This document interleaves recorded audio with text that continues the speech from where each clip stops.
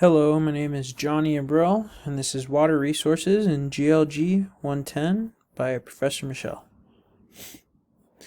First article is How Coke and Pepsi Make Millions from Bottling Tap Water as Residents Face Shutoffs by Consumer Reports, made January 24th, 2020. The thesis/summary is how Pepsi and Coke have been making millions of dollars while all producing it with cheap water by putting into bottles of water and forcing residents to have shutoffs. So their revenue was over $1 billion in the United States as of last year, just by Dasani water alone, which is kind of outrageous because it was bottled tap water.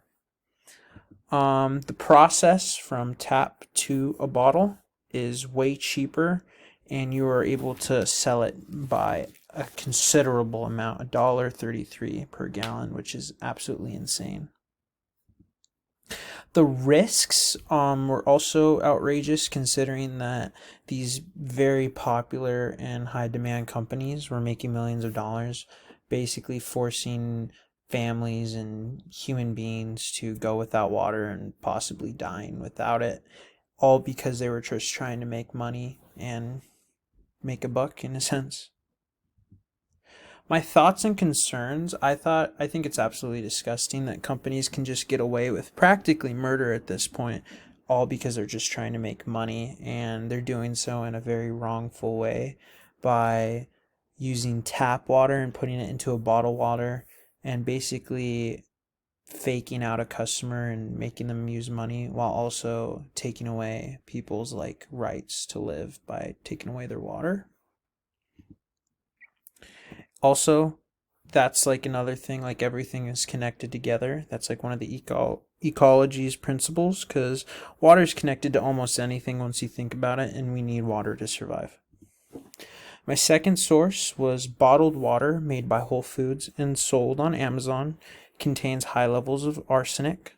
Consumer Reports, June 24th, 2020. Thesis again is that Whole Foods was producing a bottled water that produced a very toxic metal called arsenic, and regulations were just simply not being followed, and there was previous recalls that were ignored. This toxic metal is called arsenic, and here's a quote in the article itself. CR recently tested dozens of bottled water brands and found that Starkey spring water, introduced by Whole Foods in 2015, had concerning levels of arsenic ranging from 9.49 to 9.56 parts per billion, at least 3 times the level of every other brand tested, which is incredibly dangerous to someone's health if they drink this on the regular.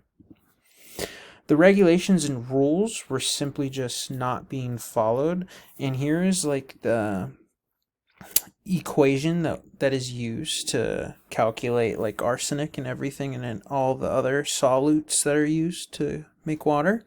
Here's another quote found. CR urged the agency last year to lower the federal limit from 10 ppb to 3 ppb, a level that more clearly protects public health, especially for children, and this again was ignored, all because people are trying to make money and just simply destroy the way of life, which is just unacceptable when someone's life is in the hands of a company.